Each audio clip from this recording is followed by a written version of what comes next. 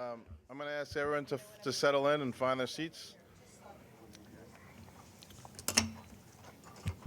I am not Neil Zuckerman. I am Sammy Chu, but Neil will be with us momentarily. In the meantime, in his stead, I'm going to call this meeting to order. Good morning, everyone. Do we have any public comments this morning? Yes, we do. We have 5 public speakers this morning.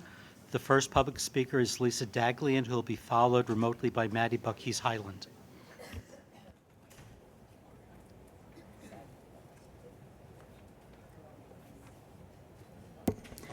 Good morning. I'm Lisa Daglian, Executive Director of the Permanent Citizens Advisory Committee to the MTA, PCAC. Tomorrow, we'd be celebrating 1 month since the start of congestion pricing and the myriad benefits it would be bringing to our region and the critical transit network that runs through it. Instead, we're lamenting tens of millions of dollars left on the table and 100,000 jobs at risk, not to mention more traffic spewing over 200,000 tons of carbon into our air and increasing costs of deferred projects. We should be looking forward to more accessible stations in Long Island Railroad Station, subway and Long Island Railroad stations, a more resilient Metro North Hudson line, hundreds more electric buses, upgrades to antiquated signals, and riding the 2nd Avenue subway to 125th Street. But you know all that. What we don't know yet, and we heard last meeting, is how the capital budget hole will be filled. We know what won't work: amorphous IOUs, fixing fare evasion since it isn't bondable, although that is critical, and station naming, which wouldn't bring in enough money to keep the lights on in this building, let alone in Grand Central. We do know that every day that goes by means more money lost, not only in tolls not collected and its effect on the capital plan, but also how it will impact the operating budget in the longer term. We have the utmost respect for the hardworking finance team at the MTA and the board, but you'll only be able to balance the house of cards for so long before the wolves at the door huff and puff and you won't be able to put Humpty Dumpty back together again. We thought the words fiscal cliff were a thing of the past, but clearly we're going back to the future. It's critical that fare evasion be brought under control, and we look forward to continuing to hear more about ongoing efforts to make that happen. Student Omni cards and expanded benefits will help, as will new fare evasion effects and efforts on the railroads. But the only way to staunch the long-term bleeding is for the governor to follow the law, unpause the pause, and implement congestion pricing. Thank you. Thank you. Our next speaker is Maddie Buckhees Highland, who will be followed by Jason Anthony. Thank you, David. Good morning, everybody. This is Maddie Buckhees Highland. Happy Disability Pride Month in 8834. With congested pricing now paused, I'm curious what CFO Willens will present in his July plan. Will there have to be another fare or toll increase or whatever? As our assets had shown, basically, though, there is the risk of tolls going up once again and the fare going up once again. With that being said, everybody, have a great summer. I'll see you all in September. Thank you very much, David. Thank you. Our next speaker is Jason Anthony, who will be followed by Charlton D'Souza. Good morning, Neil, Sam, Kevin. Jason Anthony here once again. Asking y'all to consider accessibility as part of the budget.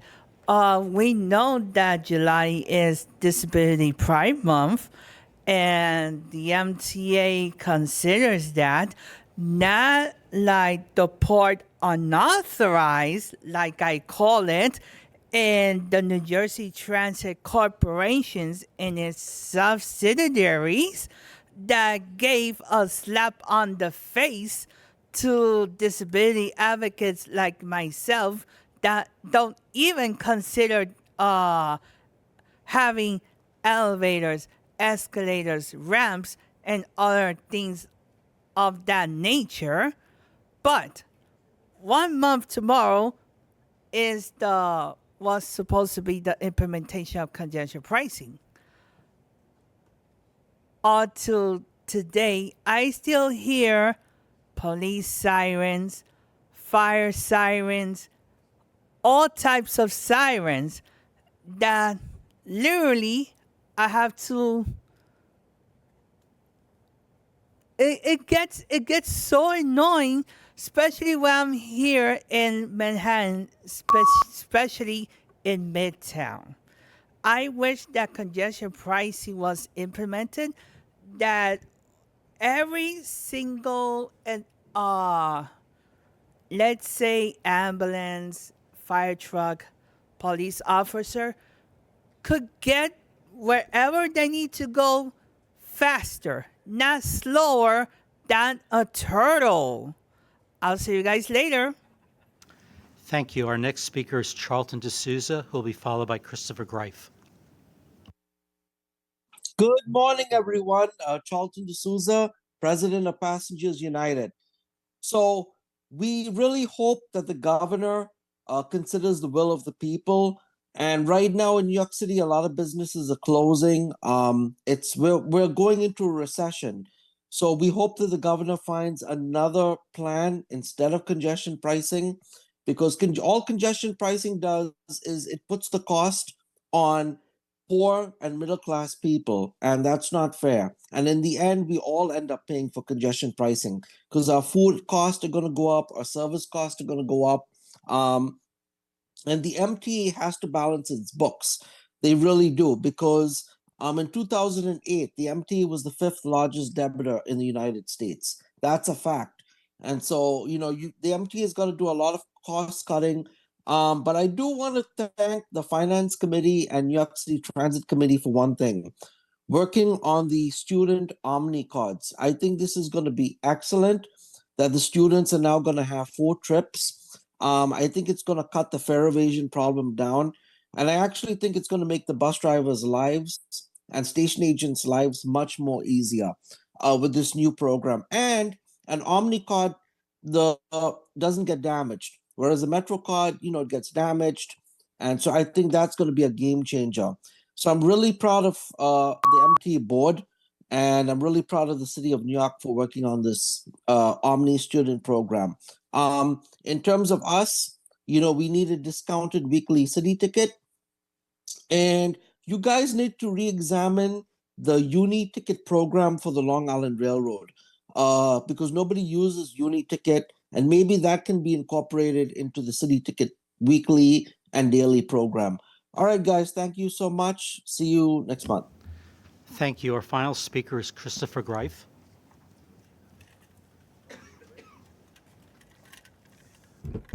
Good morning. I'm Christopher D. Greif. As an advocate for persons with disability, happy Disability Pride Month, 8834.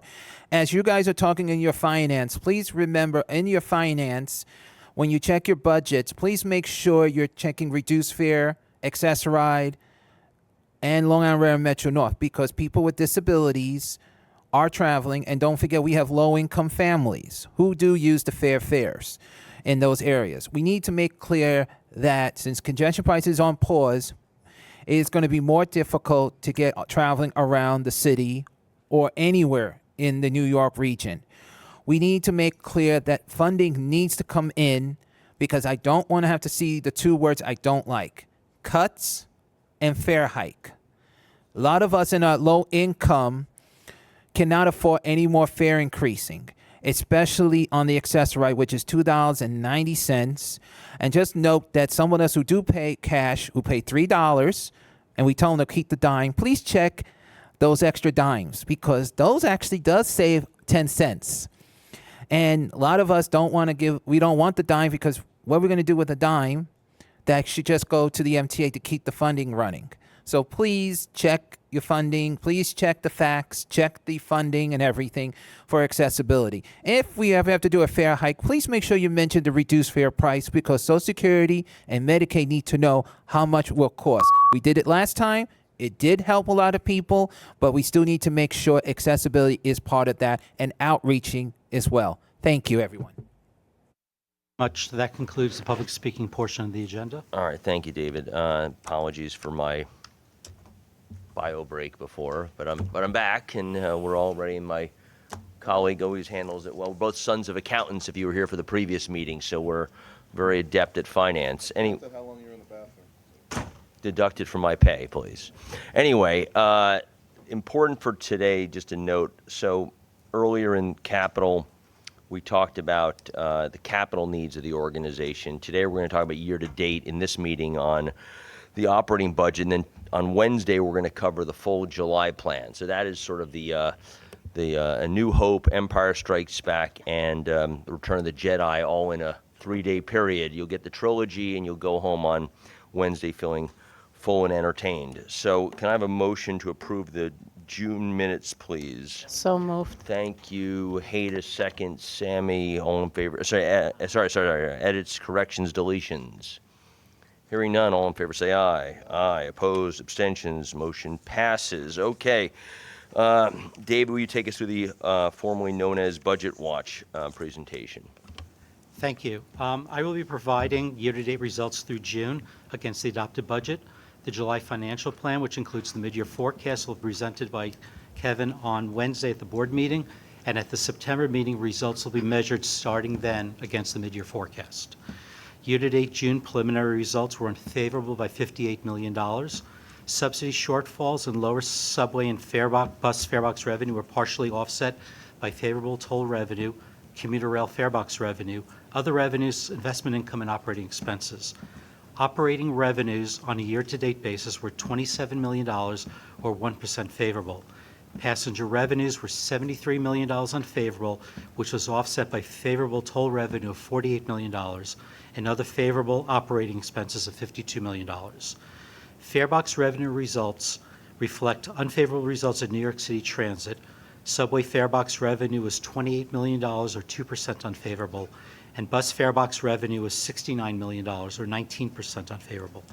Conversely, Long Island Railroad farebox revenue was $3 million, or 1% favorable, and Metro North was $28 million, or 10% favorable.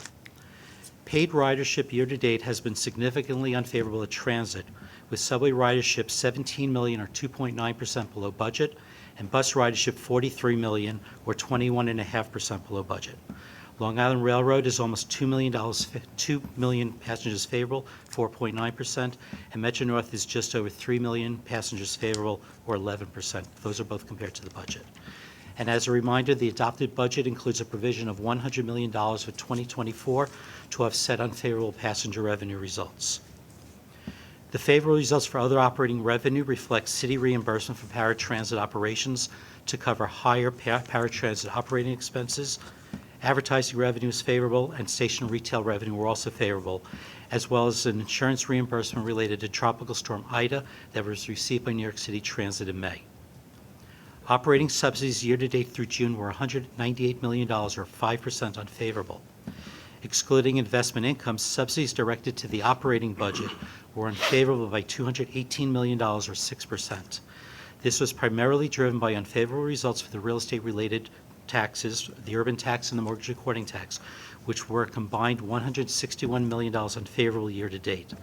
Year-to-date results from the other tax-related sources, MTOA, petroleum business tax, payroll mobility tax, MTA aid, for-hire vehicle surcharge, and several smaller sources were collectively on budget. Besides the real estate-related taxes, the remainder of the operating subsidy shortfall through June was timing-related. Capital subsidies year-to-date through June were $12 million unfavorable, reflecting unfavorable receipts from the mansion tax. Operating expenses year-to-date through June were favorable by $90 million, or 1%. Other than Transit and Metro North, agencies were favorable, but primarily due to timing of expenses. At Transit, the unfavorable expense variance primarily reflects higher overtime for availability requirements, higher maintenance requirements, and higher paratransit expenses due to increased expenses related to higher ridership. And as I noted, there's higher paratransit reimbursement from the city to cover most of those additional paratransit expenses. These are partially offset by favorable payroll and lower electric power, as well as lower fuel costs. Metro North's unfavorable result reflects increased payroll expense, mainly due to lower reimbursable activities and hiring for critical operations and higher subsidy payments for West of Hudson service. As part of expenses, overtime year-to-date through June across the MTA was $154 million, or 38% unfavorable, while payroll was $98 million, or 3% favorable. Debt service expense was $23 million, or 2% year-to-date through June. And there's further information available in the financial performance report. Okay, so thank you, David. So key takeaways, and we'll be discussing them more on Wednesday in front of the full board. So it's important. Our first half performance is really informing us on our projections in the financial plan all the way out through 20 to 28. Because the two big takeaways are the transit, first bus and now subway, the paid ridership and revenue is coming in below budget, primarily due to fare evasion. And so that is going to get, about 100 million, just the two of those, and that's going to inform us of our revenue forecasts, paid ridership forecasts through the financial plan.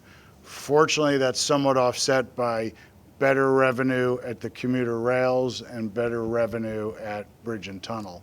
The other big driver that we'll talk about on Wednesday that's going to impact our financial plan is the real estate related tax receipts. Again, this year are on pace to be down another 300 million after being down 600 million in 2023. And so the July plan, when we present it, will reflect now the much slower anticipated recovery in the real estate market and real estate related taxes, primarily the mortgage recording tax and the real estate transfer tax. The city's seeing the same thing in their budget forecast. So stay tuned. We'll go through. We'll recap again the first 6 months and then how that translates into a revised July plan forecast. Okay, any questions from board members on year-to-date performance? Please. David, thank you. Can you tell me what the status is of the Outer Borough Transportation account and how much we have in it? We're expecting in 2024 to have the full 50 million that's anticipated.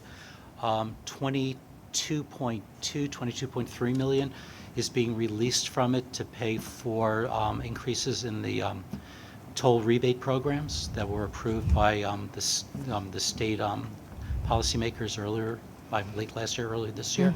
So maybe there'll probably be about 40 million by the end of this year. And that means that there's 35 million potentially to support transportation improvements throughout the outer boroughs as soon as congestion pricing comes online. That's what those funds are only entitled to, yes. Okay, and okay, yes, because that was the original intent of the funds for Yeah, that's in transit the improvements legislation. across Attleboro. Okay, thank you. And are there any plans now for the usage of the 33 million? Because, in our capital plan, we are assuming that congestion pricing is coming on board. So I'd like to remind you that as part of the pilot program that we voted on for the 10% discount on the commuter railroad monthly tickets within the city zones, that's funded from Outer Borough. And so there are programs that are continuing to be funded. So that was estimated about $4 to $5 million of revenue that would be funded through the OBTA account, as well as the Outer Borough rebates, the bridges rebates. And are there currently contemplated any other programs that are being funded through the remaining 30-some million? Right now, we don't have anything from the legislature. As a reminder, all three, Senate, Assembly, and the executive branch have to appropriate dollars from that fund to the MTA for usage. Okay. Thank you. Other questions? Okay, I'm just going to make an editorial remark. These year-to-dates may seem less than critical because it's only halfway through the year, but I'm just going to note something for everyone, and I think that comes for those of us like Hada and David who've been on this board a very long time, Andrew as well. You don't generally see double-digit swings in any category with a public utility, and that's effectively what we are. You see plus or minus 2, 3, 4 if you're really off. We got plus 10% on Metro North, down 34% in real estate. These are more like, Google or Snapchat kind of companies. We're not And we're not a tech company that's taking at the whims of the consumer. And yet these are dramatic changes. So I tell you that because the July plan to bring it home in a break-even status is a Herculean effort by this staff and requires quite a set of gymnastics. We'll see that on Wednesday. But the reality is this is not a stable set of situations. And I think, as you described, some of this is at the consumer's behest, fair evasion. Some of this is at the interest rate behest, which is why the real estate market has been so unfavorable to us. But ultimately, we are takers of some very, very choppy waters. And it requires some incredibly steady hands to keep that going. So I just want to note that these are not dry numbers. When you see double-digit changes plus or minus, especially in an entity like ours, that is not comforting. All right, so with that thoughtful and calming comment, Olga, yeah, you're welcome. Olga, over to you for the finance portion. Good afternoon, everyone. This month, we're reporting results of 2 bond sales and providing preliminary information on a bond sale scheduled for next month in August. As always, pages 10 and 11 of the financial performance report include detailed information on all 3 transactions. I'm not going to go through all of the details. I'm just going to give you some highlights. So on July 10, we issued $770 million of Triborough Bridge and Tunnel Authority Payroll Mobility Tax Senior Lien Green Bond Series 2024C. That transaction achieved our main goals of reducing the amount of Build America bonds in the portfolio by $779 million and increased the overall higher rated credit debt capacity that's on DTF credit in the portfolio by $700 million. And we achieved all these results while achieving also positive net present value savings for the transaction. The second transaction in July closed on July 23rd, and that was issuance of $388 million of dedicated tax fund bonds, Series 2024A, to repay outstanding payroll mobility bond anticipation notes. We haven't been with DTF credit in the market for a while, and it was good to test it out. We got great reception from investors, both due to scarcity of this credit and of these bonds, their AA ratings, as well as favorable market conditions.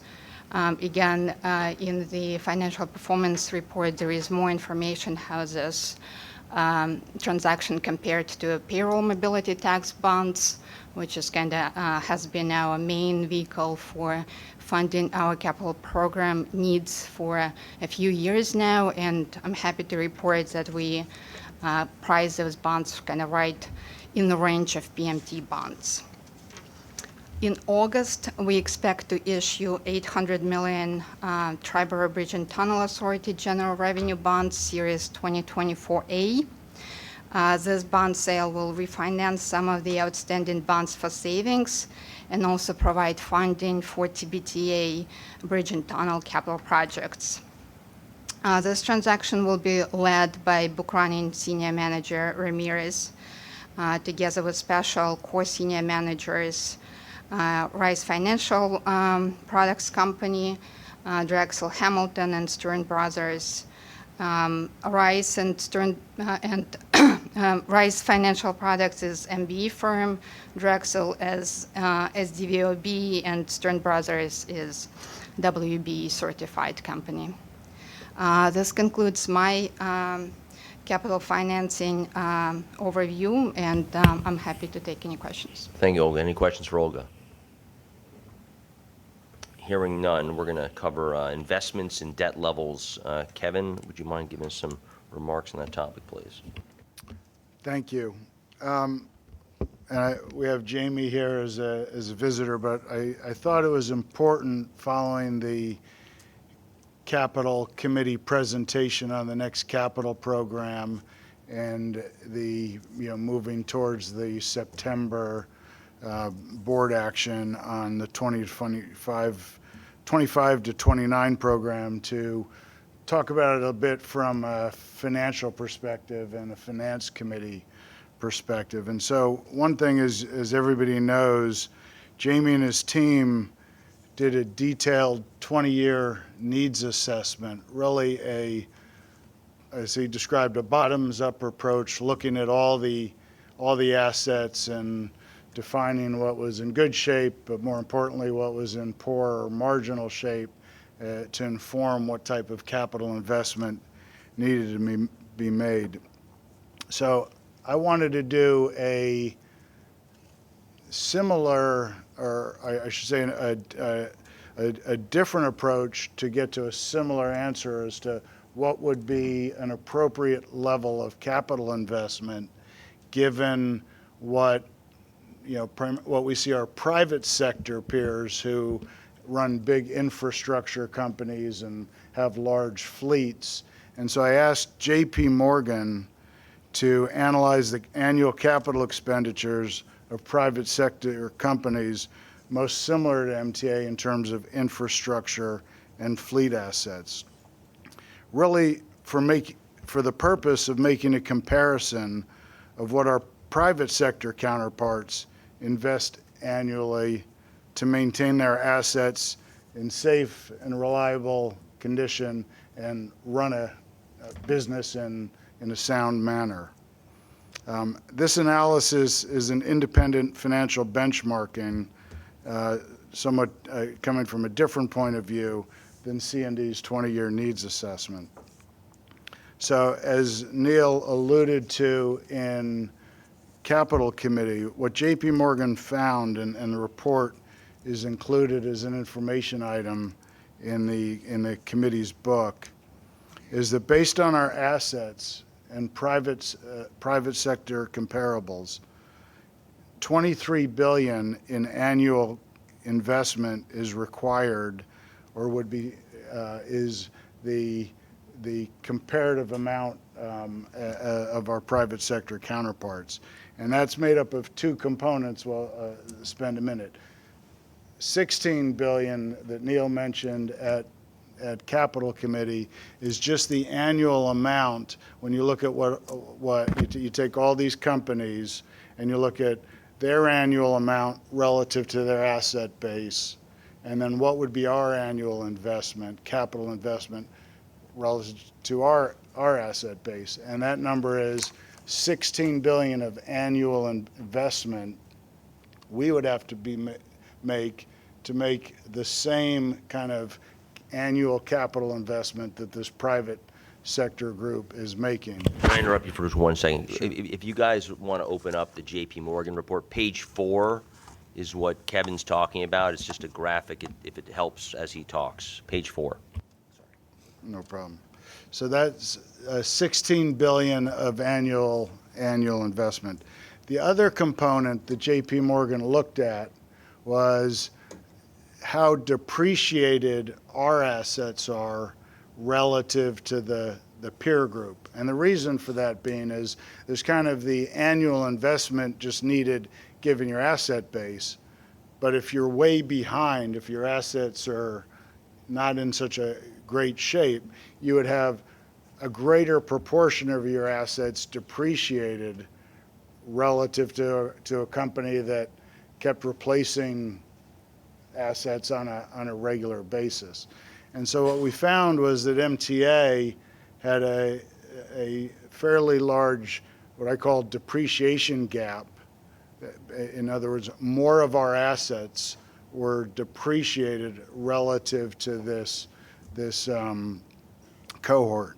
And so what JP Morgan said is if you try to both fund the $16 billion annually plus make up that depreciation gap, play catch up, get rid of the backlog over a 20-year period, which is similar to what the needs assessment laid out, that would require another $7 billion of annual investment per year over the 20 years.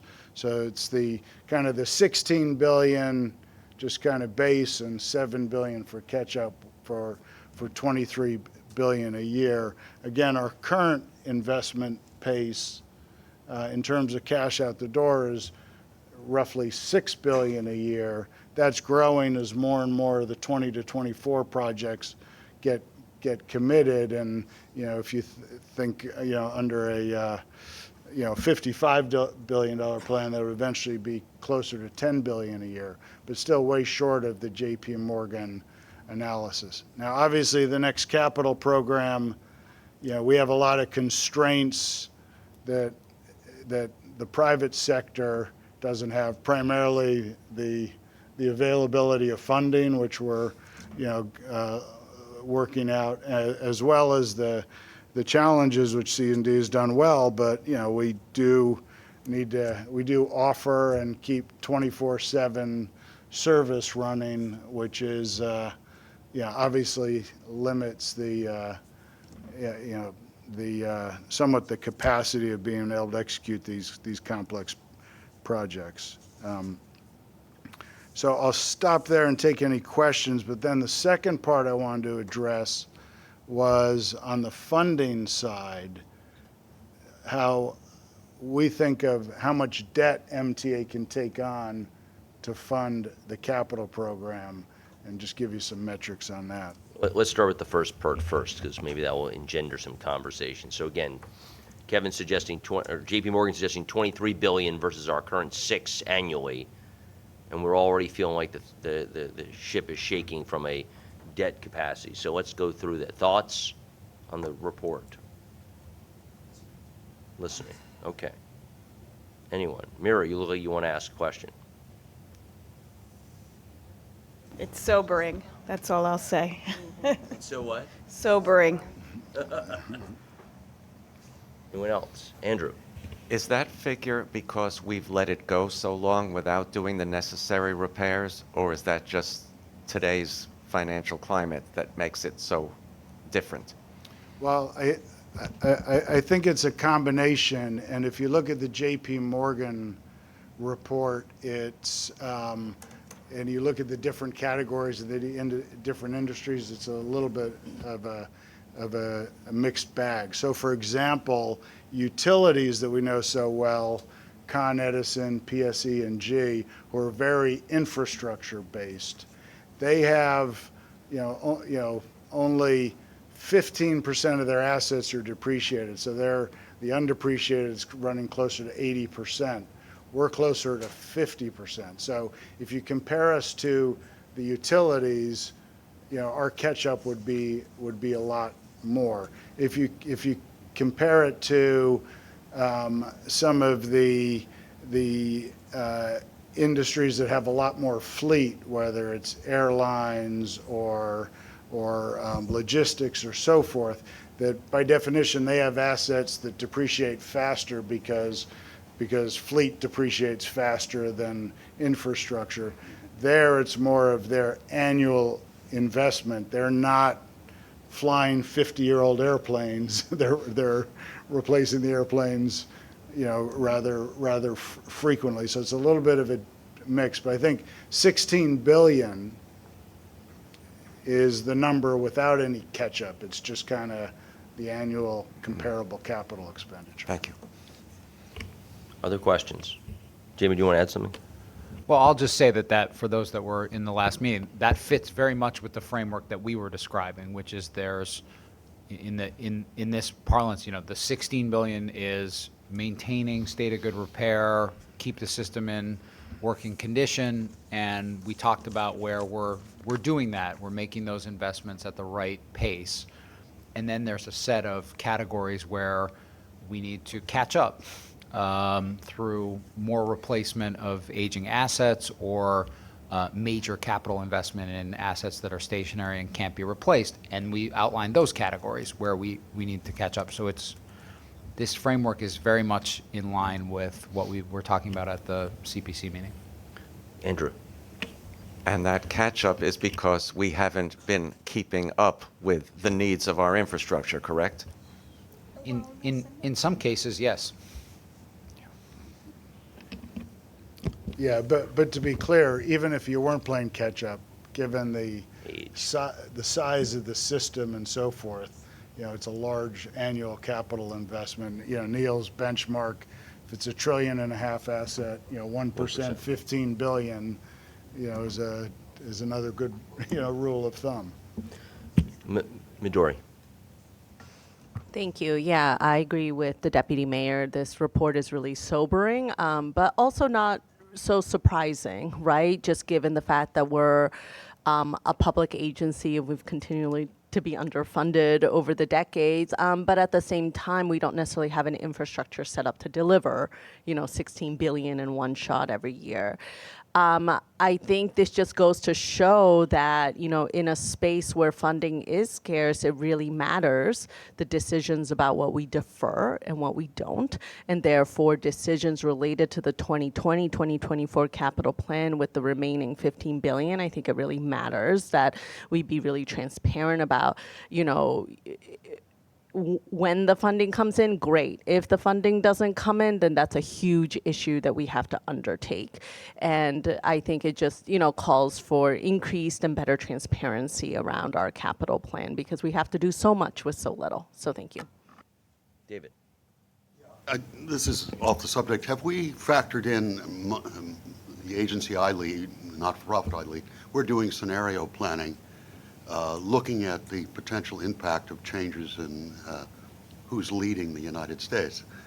And the last 2025 or plan that's been put out by Heritage would indicate substantial cuts in support for, I think, major revenue streams coming to MTA. Have we done worst case scenario planning around that?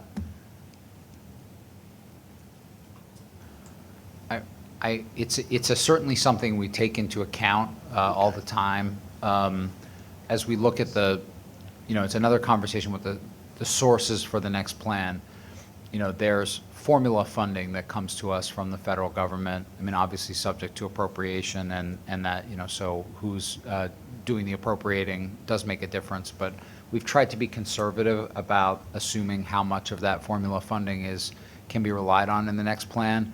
And then, over and above that, we get discretionary funding, through competitive grants. Again, to your point, policy decisions can be made about what those grants are available for. So we are trying to account for that, and not be overly reliant. Yeah, and look, that's a projection of the future. The federal share of our funding or our capital program has gone down. If you turn back, to the 80s, we were getting 35% of our capital program, 30 to 35 funded by the federal government, and now, we're closer to the 20%, and probably going down for the next plan. Okay, Mark. Yes, I think this is a great presentation. I'm just impressed with the peer comparison, because I think often the transit agency, MTA, is compared to other transit. We're the largest in the Northeast. How can you compare us to other transit? And now you're looking at other industries. I think it puts it more in perspective. So I just find this very interesting. So appreciate the work. I think they did a good job. Thank you. Okay, good. Thank you. Anyone else? Okay, well, just one concluding remark, which is I think for this committee going forward, at least on the capital side, it's worthy of us to keep thinking about this $23 billion number. Again, 16 in perpetuity, the remaining for the period of time over 20 years to catch up, if you will, on the depreciation deficit, so to speak. But I think if we think about that relative to what we've been putting in our plan, we just have to be mindful that that is the high water mark that we have to try to reach for uses of capital. Whether we'll get the sources is a very, very different question. So thank you again for commissioning that report. Olga, back to you. Nope. You want to say so? Oh, the debt level. Sorry. This is let's call this the David Jones portion of the conversation. So, thank you. Yeah. So, on the sources side, again, just to put in perspective, our capital program generally gets funded by, we get a piece from the federal government, we get some from the state, we get some from the city, and then there's MTA debt that funds a portion. So what I wanted to lay out today was just how we think about MTA debt and what can MTA debt contribute, and what are the what are the cautions I want to lay out about how much MTA debt can contribute to funding growing capital needs. So let me just start with where we are. So we have about $47.5 billion of debt outstanding. Just to remind everybody, $43 billion of it is payable from the operating budget. So $43 billion, about $2.8 billion a year in debt service, comes from revenues that otherwise support service. Debt payable from the operating budget will grow from $43 billion to $49 billion just to fund the remaining obligations in our existing capital program. So remember, we have a lot of debt left to issue, operating debt for the 20 to 24 program, which we're trying to hold off as long as possible. So because of that, our operating budget debt service right now stands at $2.8 billion, just under 15% of our budget. But will grow to $3.7 billion by 2031, but still will stay around 15% of our budget. But that's before taking on any new debt for the 25 to 29 plan. So any new debt for 25 to 29 will take us above that 15%. So what are our goals? And I say probably as it relates to finance. Goal 1, safe, reliable, and affordable service. Safe and reliable service requires the large capital investment that Jamie talks about. But taking on too much debt payable from fares would hurt affordability. Our other financial goal is long-term financial sustainability. So growth in annual debt service must be manageable, or large deficits will emerge that will put pressure on fares. So reliance on the fare box for increased capital funding is inconsistent with these financial goals. It's particularly acute with lower ridership, because even if we get to 80%, that's less riders that can support any additional debt. For example, taking on $10 billion in new debt for the new capital program would, absent other new revenues into the operating budget, would require an 8% increase in fares and tolls just to service that incremental debt.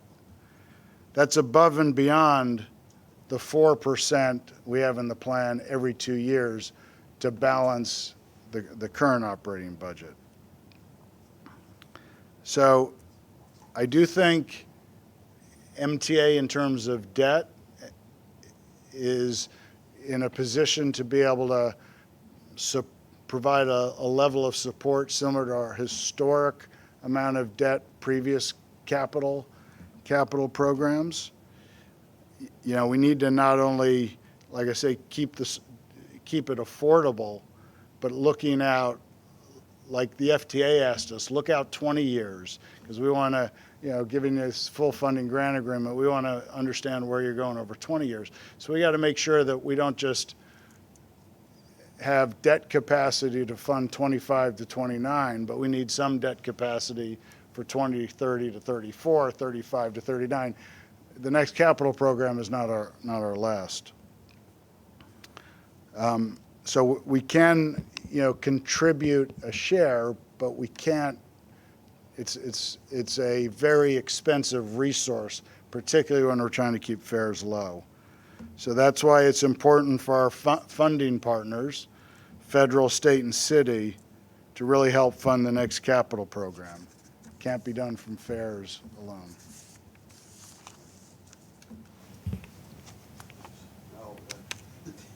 With Okay, good. Well, thank you for that. Yeah, and necessary. Hopefully rates will start coming down. Maybe that will be helpful to us in the midterm. Midori, please. Okay, talk about another sobering point. So I think what you're trying to say, and please, please correct me if I'm wrong, is that given the levels of debt service in the next capital plan, it would be, quote, my words, unwise to take on the same level of MTA bond obligations in the 25-29 capital plan, Yeah, which I believe is 7.3 billion. Is that what I have here? right. I think that would certainly be great. You know, the other important part is these, making sure we have good level of capital investment is critical to the financial performance Right. of MTA for ridership and so forth. So the way I think about it, when we look out over that longer period of time, that if we, I think it would be fair to say MTA debt could be a source kind of similar to our historic level, which again in the current program is 7 billion MTA bonds, 3 billion TBTA. When the plan was originally approved, it was 10 billion MTA bonds and 3 billion TBTA bonds, and they were able to reduce it as part of the fiscal cliff solution and getting more, we got more federal funding to offset that. So I don't want to say that we shouldn't be issuing any debt. That would certainly be a great thing, right? And it'd be great. We know where you stand, yes. It'd be great to work the debt down, but my working assumption is when I look at it, that over a long period, there's a feasible path to maintain the same level of investment from MTA Thank you. debt. Okay, other questions? Okay, thank you very much. Olga, back to you, please, we're back to you? Yeah. So, as we just discussed, MTA has a lot of outstanding debt. I feel like every month I'm here reporting is on new money transactions that provide funding for the capital projects, or transactions that we did to manage our outstanding portfolio of debt. And as Kevin says, right now it's 46.7 billion of debt. As most large and frequent issuers like we are, we have a refunding policy. And the refunding policy for bonds sets criteria which refunding transactions the staff is authorized to execute in the market without seeking specific authorization from the board. Our current refunding policy has been in place since December of 2018. We periodically on the staff level review the policy, and if there are changes we think are worthwhile to make, we bring those to you. And right now we're seeking your approval for two main changes to the current refunding policy. The changes are meant to achieve two main goals. One, we're looking to kind of streamline requirements for refunding transactions that pay off refunded bonds within 90 days from the closing of the refunding. This is a little technical, but these type of refundings are called current refundings in the market.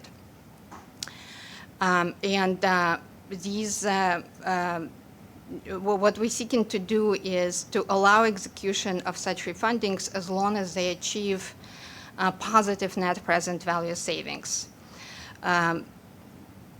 Current language in the refunding policy already provides for criteria for current refundings, but we think the proposed language will kind of streamline and simplify the requirements. And also, this will provide helpful flexibility for staff in managing outstanding portfolio. We talked in the beginning of this year that in some years, we're trying to keep our debt service as level as possible. It's very helpful for budgeting purposes, right? You don't have a lot of changes from one year to another year. It's easier to budget. But in some years, 2028 and out, we have somewhat elevated debt service, and we talked about this in the beginning of the year. So things like this, change in the refunding policy will help us kind of smooth out our debt service profile, again, while achieving positive present value savings in refunding transactions. And the other change that we seeking is authorization for fixed rate refundings of bonds that were issued as short or intermediate bonds.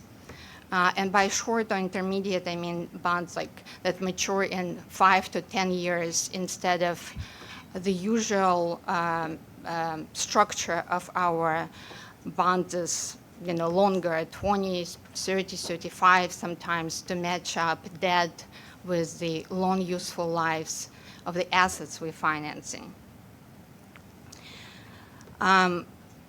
We, again, talked about this probably more last year and this year.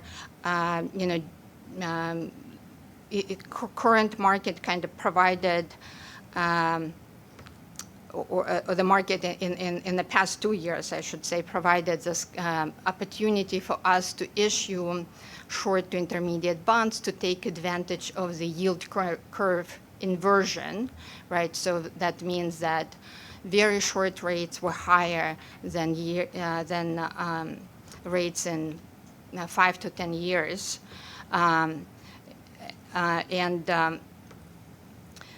We were issuing bonds to take advantage of that benefit. Right now, we have $1.4 billion of such short and intermediate bonds in the portfolio. When we issue these bonds, we expect to come back and refund those bonds and take them out longer to match up, again, with the assets that these bonds are financing. And so the updated policy will authorize this type of refunding. Okay, Yeah. thank you. So can I have a motion to approve these streamlining activities for our refunding policy? Let's move it first, then we'll do questions. Thank you. Second. Thank you. Okay, questions. What are you asking us exactly to do? Just Okay, so to approve a rate change, or? Okay, so we have a policy that the board adopted in 2018, and we're asking you to approve 2 changes to the existing bond refunding policy. One change is for current refundings, authorize those refundings as long as they achieve net present value savings. So we have savings as a result of the transaction overall. So that's one change. And the second change would be authorize refundings of short to intermediate bonds because when we issue those bonds, right, we issue them to take advantage of specific market conditions. We would have normally issued them as loan debt. So we always expect to come back and take this out. Savings would not be applicable in that type of scenario. It's a restructuring scenario, but we're looking for an authorization to execute these type of refundings as well, as part of the policy. It was. I think it's trying to help them. Just make it easier to do faster. You want to augment that?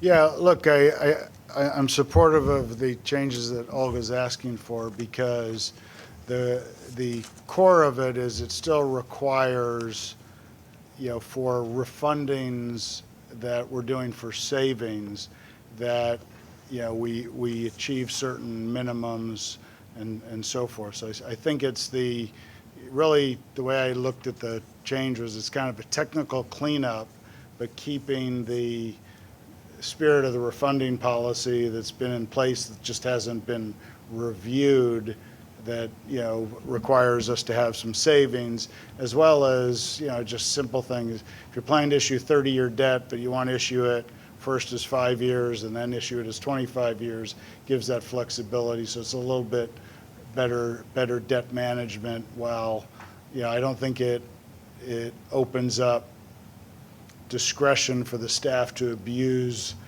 the debt, the debt policy. And obviously, if we think there's anything that's tricky or different, we'll come back to the board, like we did with the Build America bonds, which was a little bit different, right? It was, they even had a little bit of savings, but it was trying to address the specific issue of the federal government's maybe appropriating less of the subsidies that related to that program.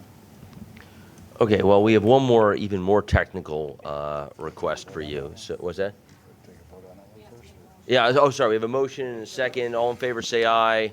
Aye, opposed, abstention, motion passes. Thank you very much. Second one is also, in fact, I'd say even more complicated. So maybe the highlights from Hamlet version of this one, just jump to what you're particularly asking for, because I think it's very nuanced, having read this a little bit. Sure, let me try. So we're seeking authorization to submit a bond resolution authorizing issuance of bonds secured and payable from real estate transfer tax receipts for approval to Capital Program Review Board. As a background, the revenues that we're pledging for these new bonds are real estate transfer tax receipts. This was one of the 3 tax revenue streams that were dedicated to funding the 2020 to 2024, so current capital program as well as subsequent capital programs. For this program, the 3 new revenue streams, and that's in addition to the real estate transfer tax receipts, that was New York City sales tax and New York State sales tax. So those 3 revenue streams were intended to fund $10 billion of capital projects, and that's separate from the funding from the congestion pricing revenue, right? It's different revenue streams. We already issued bonds against the New York City sales tax, and we now look into propose this bond resolution and to authorize TBTA to borrow approximately $2 billion out of the $10 billion of funding. And the bonds, again, will be secured by real estate transfer tax receipts. Good? Yep. Okay, can I have a motion? Thank you, Mark. Second, Hada. Any comments, questions? Hearing none, all in favor say aye. Oh, majority's sorry. It's her head hurts. Okay, well, that's fair. It's like 6 steps. It's like we have to have our resolution, which we're gonna temporarily ask for your approval, which we're gonna bring to the Capital Program Review Board, but it's not tied to CBTC, but we may come back to you if they have comments. So I think it's a technical appreciation of your indulgence as a finance committee to support this, and I'm sure if we wanted to have a more streamlined process, I'm sure we can come up with it. Midori. Okay. So when is the expected timing on these kind of bonds? What are you all thinking in terms of your bonding plan? So all of our bonding plans are driven by the needs of the capital program. We currently have bond proceeds that I think, along with other funding sources, can take us through probably the end of the year. So I would say late in the year, maybe early next year. As Neil said, right, there is a process and a few steps we still need to take before we can actually issue these bonds. Exactly. So just to put it in context, Yes. remember the approved 20 to 24 plan, $55 billion, $25 billion was from going to come from the newly created lockbox. Mhm. 15 billion from congestion pricing, 10 billion from the three taxes that are dedicated, real estate transfer tax, which is also known as the mansion tax. So of that 10 billion, we've already committed and signed contracts on over 9 billion. And so as those invoices come in, we have to fund those. And so that's why, we're starting this process, because we've done the city sales tax. The state sales tax comes in at about 160 million a year. And we need, revenue for the 9 billion of to proceeds for the 9 billion of previously committed projects. So depending on, as the invoices come in, we're expecting kind of year end, early next year, having to issue it. Again, it's not a new source of funding. Right. It doesn't replace congestion pricing. No, it's supporting it's already just- committed funds. It's already committed. It was always the plan of executing the portion of the 2024 plan that is away from congestion pricing, away from MTA bonds, so forth and so on. Thank you. I'd say just two things about our debt. I think typically we don't issue it until we absolutely need it, and we are mostly fixed cost, a fixed term, right? We're not very, very variable. So those are the two things I think we always have to keep mindful about our debt. Okay, motion second, all in favor say aye. Aye, opposed, abstention, motion passes. All right, we've got two more pieces of business. We've got to get through procurements and then real estate items. So Lizette, over to you to Thank you. give us the truncated version Yes, of the I've been procurements, editing. please. There are 7 MTA headquarter items for this month to recommend for board approval in the estimated amount of $351.4 million. And these items can be found in the July 2024 Finance Committee book. Please note that all of these items were the result of competitive RFPs, and we are also requesting that the board authorize the MTA Assistant Deputy Chief Procurement Officer to approve the exercise of all options included in these items if it is in the best interest of the MTA at the time. The first item is the award of a personal services contract to Cigna Health and Life Insurance Company to provide dental benefit services for transit and MAPSTOA employees, which covers 24,500 represented active employees, retirees, and their dependents from various unions. The contract term is 5 years and includes 2 one-year options. The estimated price is $57.8 million. Cigna was the highest technically rated and the lowest and provided the best value for the MTA. The second and third items are for the award of 2 estimated quantity personal services contracts to provide tenant management and lease administration services for all tenants, both retail and non-retail, managed through the MTA systems, excluding Grand Central Terminal. Item 2 is to Greystone Select to provide tenant management, lease administration, design and construction oversight, and transaction management, including acquisitions of property for the capital program and operating needs. Item 3 is to Venture New York, Property Management LLC, to provide subway entrance easement oversight, including third-party elevator and escalator services, and property management services for properties acquired for capital projects until control is assumed by the developer.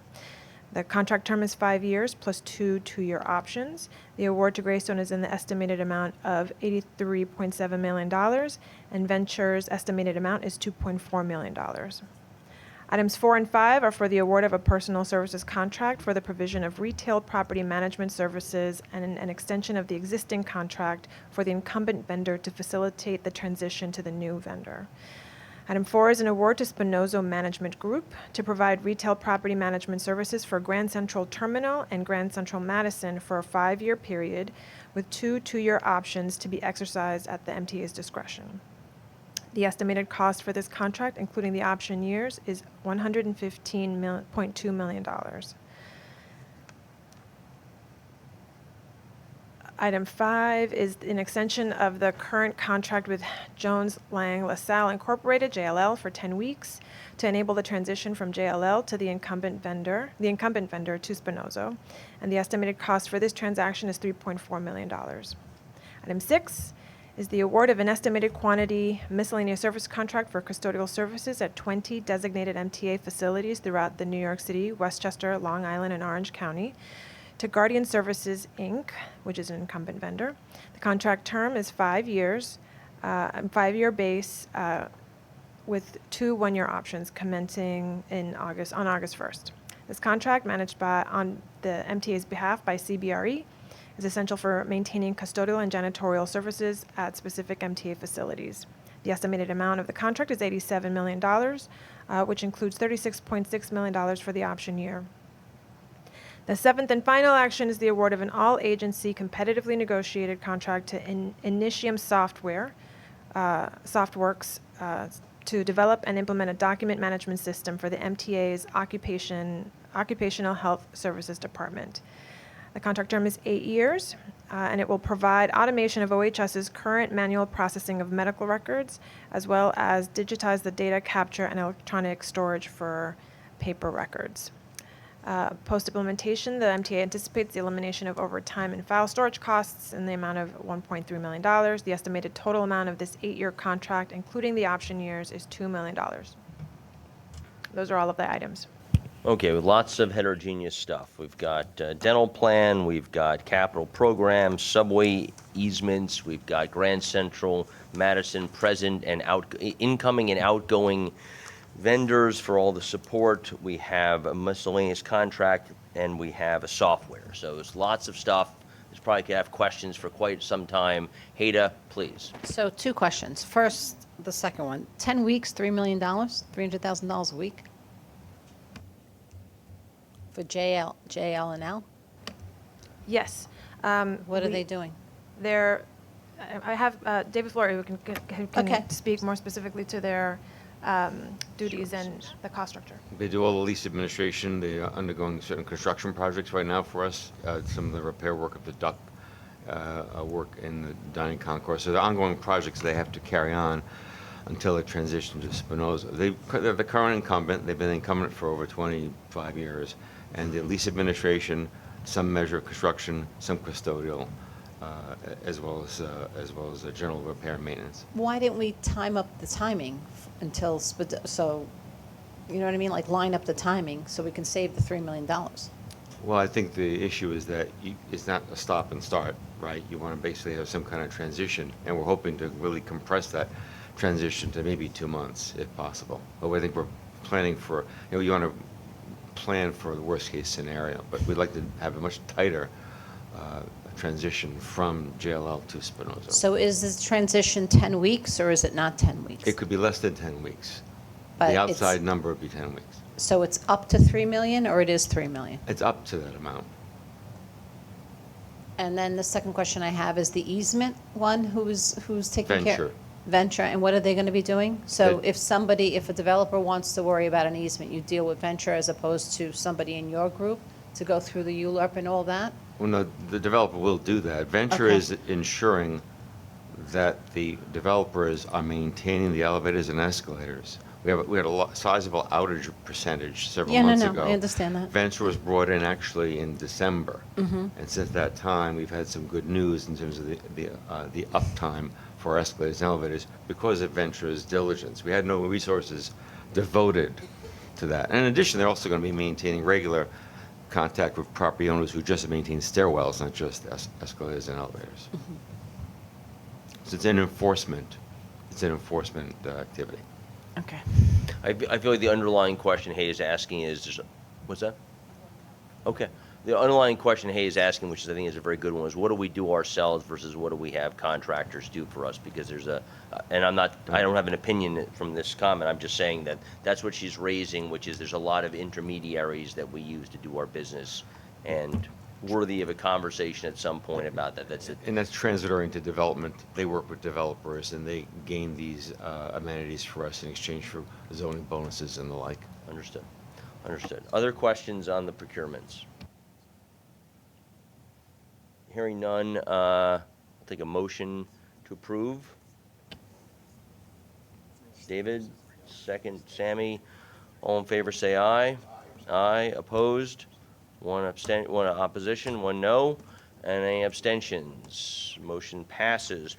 David, to you to bring us home on real estate items.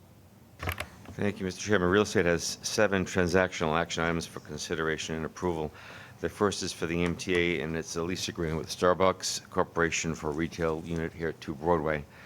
The next 3 items are for MTA New York City Transit and include a license with CC Vending for vending machines at various subway stations, a license agreement with Wells Fargo Bank for ATMs at 34th and Herald Square, 14th and Union Square, Gun Hill Road, Jackson Heights, and Roosevelt Avenue, 74th Street, and an amendment of the lease with the Greater Jamaica Development Corp. For a relocated Jamaica bus terminal.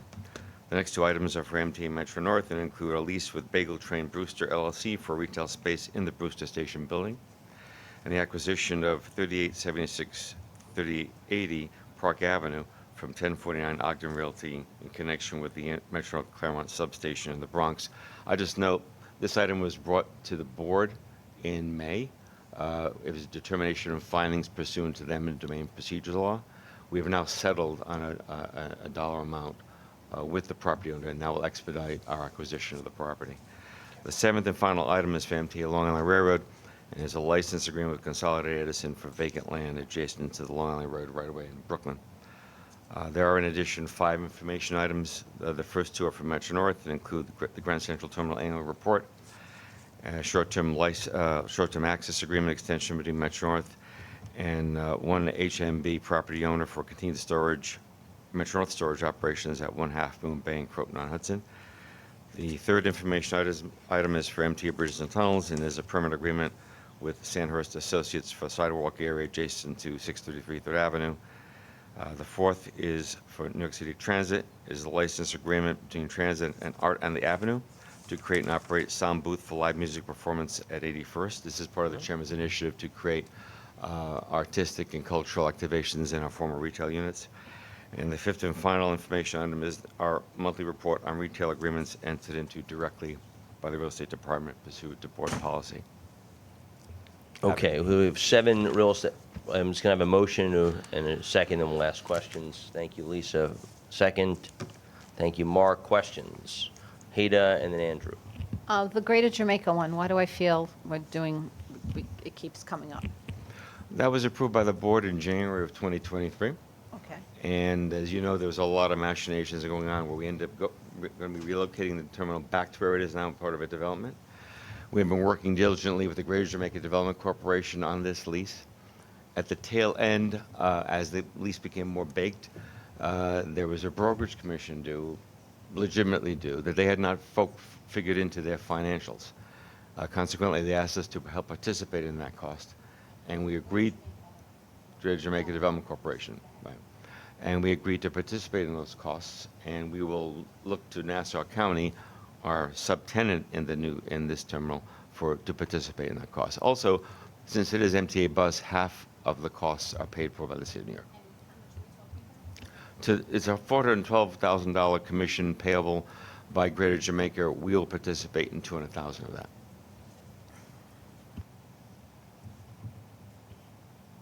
Okay. Of their mistake, we have to. Typically, the landlord pays a brokerage commission, and in doing so, they factor it in and amortize it into their rent. Right, and they didn't. They and did not. Now Right. it's like backsies. Let's do it over again, right? Something I want to understand this. No, I understand. That's Okay, it's basically just- what it is. They said, listen, Money's flying out the door. We're trying to get money, so I'm we're just trying to agree, and we wanted to make this deal, and they said, look, to make this deal, we would really appreciate your participation, and we agreed to $100,000, and we're looking to get another $100,000 from Nassau County. So our cost is only 100, and we're going to ask Nassau County for 100, or Another our 100, cost correct, is 2, and we're correct. going to try to And get back. Correct, and we will look to claw that back and amortize it over with our sublease with Nassau County. If it's helpful, I'll add, I was extensively involved in finalizing this negotiation, and this is what it will take to get us a temporary site for bus operations in Jamaica.